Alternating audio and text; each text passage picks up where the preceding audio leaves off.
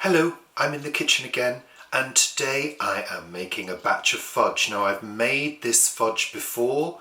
It was successful, it was delicious, it was exactly how I like fudge to be.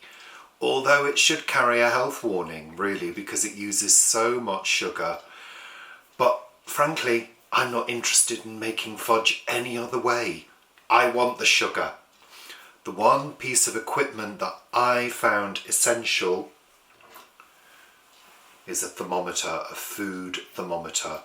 You don't have to use one, but I used this and it was very successful. So I'm going to use it again and I'll show you the stage that I did use it at when we get there. But first of all, let's have a look at the ingredients. So over on this side we've got a lined 20 centimetre square brownie tin, roughly lined with baking parchment, and I've got a saucepan. And over here I've got 125 mils of oat milk, I've got a 397 gram tin of condensed milk, 120 grams of butter, and yes, 450 grams of soft brown sugar. I've got a wooden spoon and I've got my thermometer. So very easy. I've already thrown in the condensed milk from the tin. I'm adding all the other ingredients. It's so easy to do this, it really is. Look at that sugar.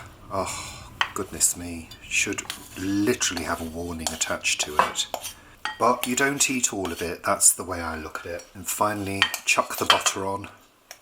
We're going to turn the heat on, but we're going to turn the heat on very low. What we are aiming to do is to, let me just turn this handle round so I can hold. What we're aiming to do is melt everything together. We want to do that on a low heat, like I say. This butter's going to take a little while because it's straight from the freezer. I'm just helping that butter along by chopping it in half. Now, the aim is to get the butter melted and we don't want any crystals of sugar.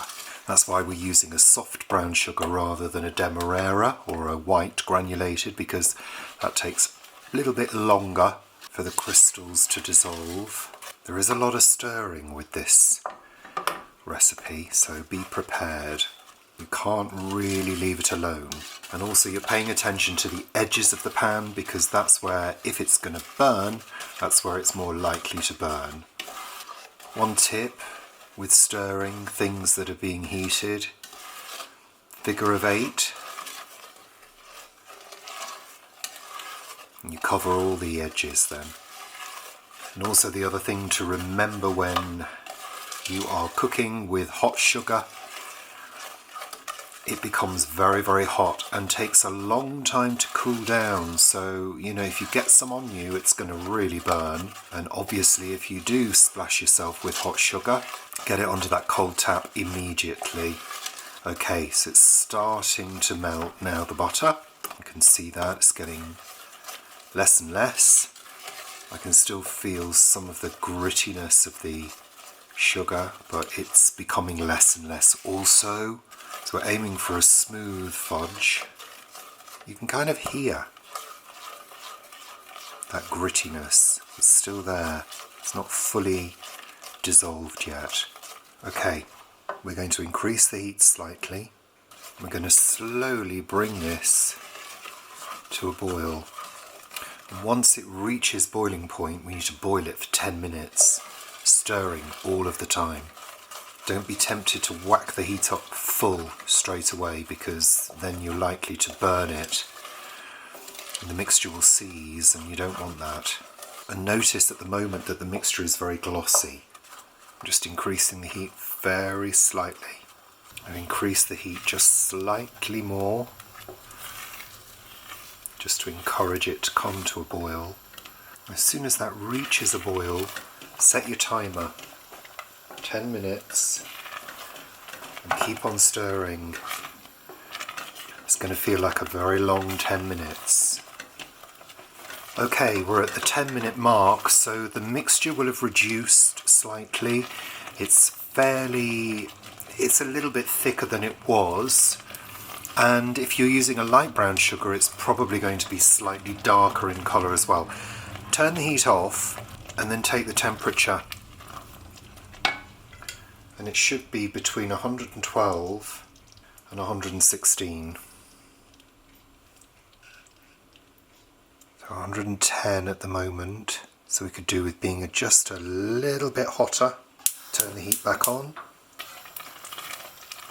Just need to bring it to a hotter temperature. Let's check it again. 107, 9, 10, 11, 14. That's it, we're there now. Turn the heat off, and you need to allow this to cool for 10 minutes. And after 10 minutes, we're going to beat it. So that's our 10-minute beep. So we've allowed it to cool for 10 minutes. We're going to give this a good beat. Still very hot, remember. Don't be tempted to shove your finger in and taste it, because your finger will get a nasty surprise. Around the top edges, it's just starting to set. Try and scrape those bits back in and give it a good mix up. Then we're going to let this sit for a further 5 minutes to let it cool even further, and then we'll beat it again, and then we'll pour it into its final resting place. Gosh, I'd just like to lick that spoon, but it would burn my tongue off and I'd end up in A&E. We don't want that at Christmas, do we? No. So that's been another 5 minutes, and I don't know whether you can tell, but it's starting to look a bit sort of cracked on the surface. Now I've broken that up, and I'm going to give it a really good beat. It is time to pour this into its tin.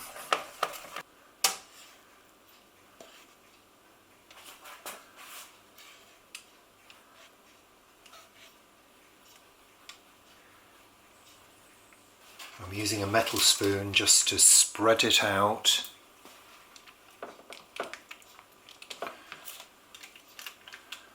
As evenly as I can. You might notice that it's quite dull now. Once you've beaten it in the pan, it starts to lose its shine. And now we need to let that cool, preferably in the fridge, for a good few hours before taking it out and cutting it into squares.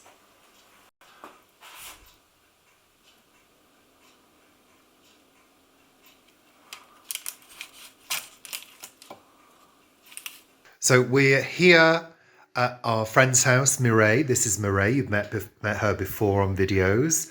And both Mireille and Paul, we've just had a lovely, lovely supper, by the way. Homemade lentil bread with homemade hummus, salad and cheese. It was delicious. Thank you, Mireille.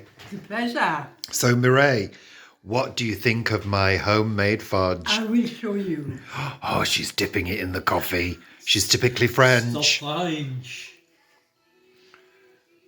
It's divine. It's divine. Lovely. Love it. Good. I'm glad you enjoy it. And there's plenty. Yes, Paul, okay. what? Yeah, it's okay. Well, I didn't make it for you. God. I do have little bits. You do. Yeah. You're very good. Unlike Mireille and I, who just eat it chunk by chunk.